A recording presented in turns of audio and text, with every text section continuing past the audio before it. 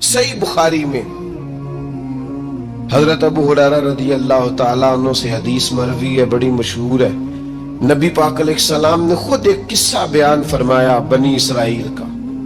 حضور فرمانے لگے 3 شخص تھے، ایک کوڑ کے مرض میں مبتلا تھا، کوڑا تھا، ایک گنجا تھا، ایک نابینا تھا، ہر وقت پریشان رہتے تھے۔ میرے رب نے ان کو آزمانے کا فیصلہ کیا۔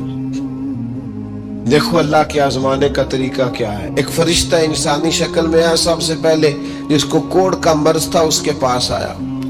حضور سید عالم صلی اللہ تعالی علیہ وسلم بیان فرماتے، اس نے آ کے اس سے کہا کیا چاہتے ہو؟ اس نے کہا یار مجھے کوڑ کا مرض ہے، لوگ مجھ سے نفرت کرتے ہیں، گھن کرتے ہیں، کاش میری کھال ٹھیک ہو جائے، جلد ٹھیک ہو جائے، بیماری چلی جائے۔ تو فرشتے نے ہاتھ پھیرا، اللہ نے شفا عطا کر دی۔ شفا کس نے دی؟ ہاتھ کس نے پھیرا؟ تو کوئی عرض نہیں، اگر کسی وقت کوئی بزرگ دم کر دے، ہاتھ پھیر دے تو شفا اللہ ہی دیتا ہے۔ بخاری میں موجود ہے جو روایت درس کر رہا ہوں۔ فرشتے نے ہاتھ پھیرا، اللہ نے۔ اب فرشتہ اس سے پوچھتا ہے پسند کیا ہے؟ مال کون سا پسند ہے؟ کہنے لگا اونٹ بڑے پسند ہے۔ تو فرشتے نے ایک حاملہ اونٹنی اسے دی اور برکت کی دعا بھی دی۔ اب فرشتہ آیا گنجے کے پاس، جناب کیا چاہتے ہیں؟ اس نے کہا میں گنجا ہوں، سر پہ بال نہیں ہے، اس کی وجہ سے چہرے پہ کوئی حسن بھی نہیں ہے، لوگ گھن کرتے ہیں، کبھی میرے بال آ جائے نا۔ فرشتے نے ہاتھ پھیرا، بال اللہ نے عطا کیے، اس کو شفا ہو گئی۔ اب فرشتے نے اس سے کہا کہ مال کون سا پسند ہے؟ کہنے لگا گائے بڑی پسند ہے۔ فرشتے نے تو اس کو نے ایک حاملہ گائے دی اور برکت کی دعا بھی دی۔ اب فرشتہ اندھے کے پاس آیا، کیا چاہتے ہو؟ اس نے کہا رب نے بڑی سونی کائنات بنائی ہے پر میں دیکھ نہیں سکتا، کبھی آنکھیں مل جائے نا تو ساری رونقیں ہی بحال ہو جائے۔ فرشتے نے ہاتھ پھیرا، شفا۔ یاد رہے گا مسئلہ، یہ اتنا سا مسئلہ جس میں لوگ بڑی جلدی اڑ جاتے ہیں۔ فرشتے نے آنکھوں پہ ہاتھ پھیرا اور اللہ نے شفا عطا کر دی۔ فرشتے نے کہا پسند کیا ہے؟ کہا بکریاں بڑی پسند ہے۔ ایک حاملہ بکری بھی دے دی اور دعا بھی کر دی۔ اب وہ جس کو اونٹنی دی تھی حاملہ، اس کی حضور فرماتے پوری وادی اونٹوں کی بھر گئی، اور جس کو گائے دی تھی اس کی پوری وادی گائیوں سے بھر گئی، اور جس کو بکری دی تھی پوری وادی ریوڑوں کے ریوڑ بکریوں کے تیار ہو گئے۔ اب رب نے فیصلہ کیا آزمائش کرنے کا۔ میں نے بہت پہلے کہا تھا، بات پھر دہراتا ہوں، زوال امتحان نہیں ہوتا، عروج امتحان ہوتا ہے۔ اصل تو آپ کا پتہ عروج کے دنوں میں چلتا ہے۔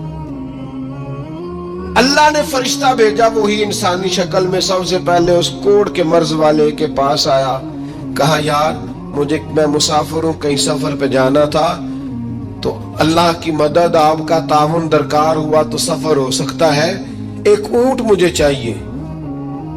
تو اس نے وہی بات کی جو کئی امیر لوگ کرتے ہیں، یہ صحیح بخاری میں موجود۔ کہنے لگا یار میرے ذمے تو حقوق ہی بڑے ہیں، سادہ ترجمہ کریے، میرے تو خرچے ہی بڑے نے جی، تو انہوں کی دسی ادھر بھی جا رہا ہے، ادھر بھی، اے بھی آسمان میں تمے ہے، اے بھی میں، اتنے خرچے ہیں میرے، یہ بھی کرنا ہے وہاں بھی کرنا ہے۔ اس نے وہی بات سنائی۔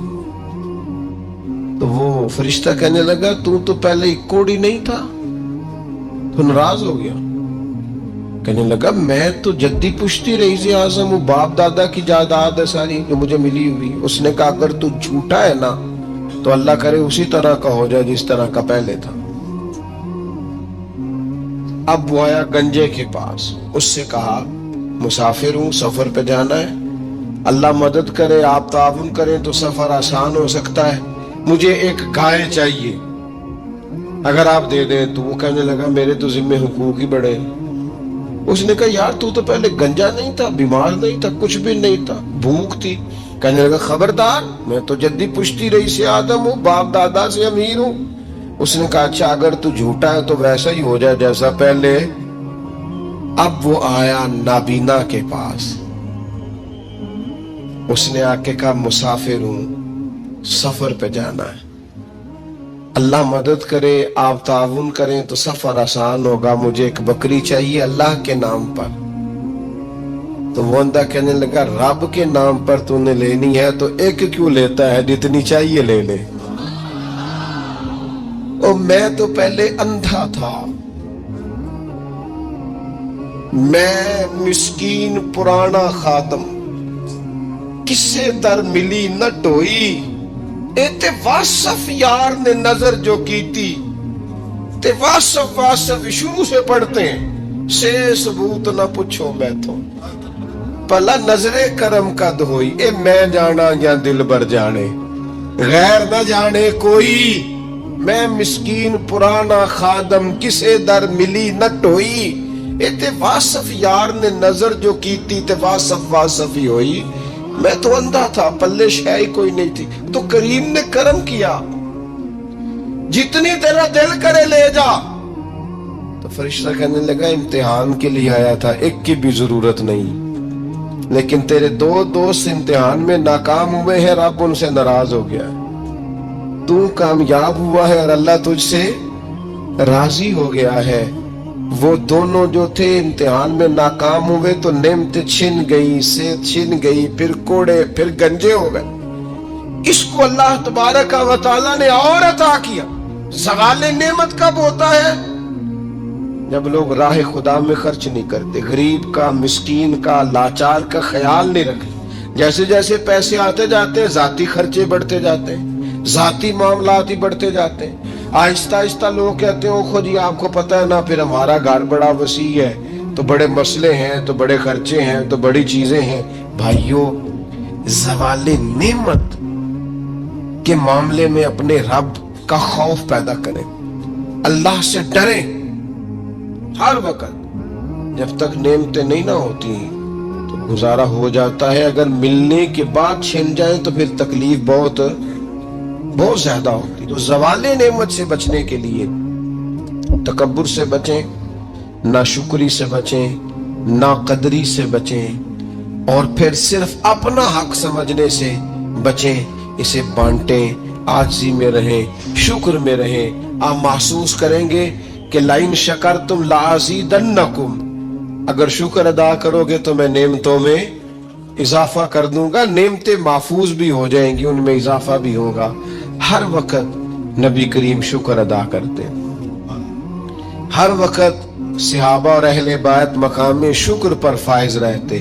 یہ مقام شکر انسان کو زوال نعمت سے بچاتا ہے۔ اپنے آپ پر غور کریں، اگر کوئی بھی نعمت موجود ہے، وہ اولاد کی صورت میں ہے، وہ صحت کی صورت میں ہے، وہ بہن بھائی، ماں باپ، دوست احباب، بیوی بچوں کی صورت میں، جو بھی انعام اللہ کے موجود ہے، اس میں کبھی تکبر کا شکار نہ ہو، خود پسندی کا شکار نہ ہو، کبھی کوئی ایسا کام نہ کریں جس سے اللہ تعالیٰ کی ناراضگی کا موجب بنے۔ ایک خاتون ہے، بڑی نیک، تاریخ میں گزری ہیں، تو وہ کہتی ہیں کہ میں ایک جگہ بیاہی گئی، میری پہلی شادی ہوئی ایک جگہ پہ، تو دروازے پہ کوئی بھیک مانگنے والا آیا اور اس کی حالت بڑی خستہ تھی، تو میرے شوہر نے نا اسے ڈانٹ دیا۔ میں نے اپنے شوہر سے کہا اللہ کا ہم پر فضل ہے اور اس کی حالت بڑی پتلی ہے، لگتا ہے کئی دنوں سے روٹی نہیں کھائی، تو 4 پیسے دے دے تو حرج کیا ہے؟ کہنے لگا قتل نہیں، میں نے منع کر دیا تو ختم ہوگی بات۔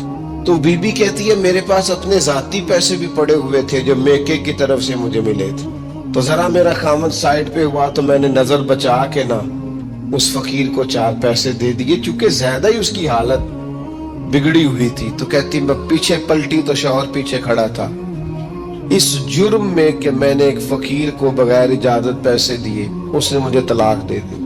کہتی ہیں بڑی تکلیف میں تھی اور اپنے دل میں سوچتی تھی مالک میں نے تو تیرا بندہ جان کے اس کی مدد کی ہے اور مجھے یہ سزا ملی ہے۔ فرماتی ہیں عدت گزر گئی، میرا والد پریشان تھا، پھر ایک رشتہ آیا، میرا نکاح ہو گیا، لیکن اللہ نے مجھے اتنا اچھا شوہر دیا، اتنا نیک شوہر دیا، اتنا کمال آدمی۔ فَإِنَّ مَعَ الْعُسْرِ يُسْرًا إِنَّ مَعَ الْعُسْرِ يُسْرًا، مشکل کے بعد اللہ آسانی دیتا ہے۔ कमाल शौहर अल्लाह ने मुझे दिया, नेक, साले, मोहब्बत करने वाला। फरमाती है उसी तरह मैं एक दिन अपने शौहर के साथ बैठी थी, दरवाजे पे दस्तक हुई तो मैं शौक में उठी, अपने शौहर से कहा मैं दे के आऊं। फकीर को कहने लगा जितना मर्जी दे दो। कहते हैं दरवाजे पे गई तो मेरी चीख निकल गई, इसलिए कि दरवाजे पे जो मांगने आया वो मेरा पहला शौहर था। बेपरवाही वेख सज्जन दी जिथे किसे दी पेश न जावे। उन्हें माला वाले दर दर रोले ते मंगते तख्त बिठावे। ओए सजनाओ किसे नु कारा मिल दई, कोई काबे ओ खाली आवे।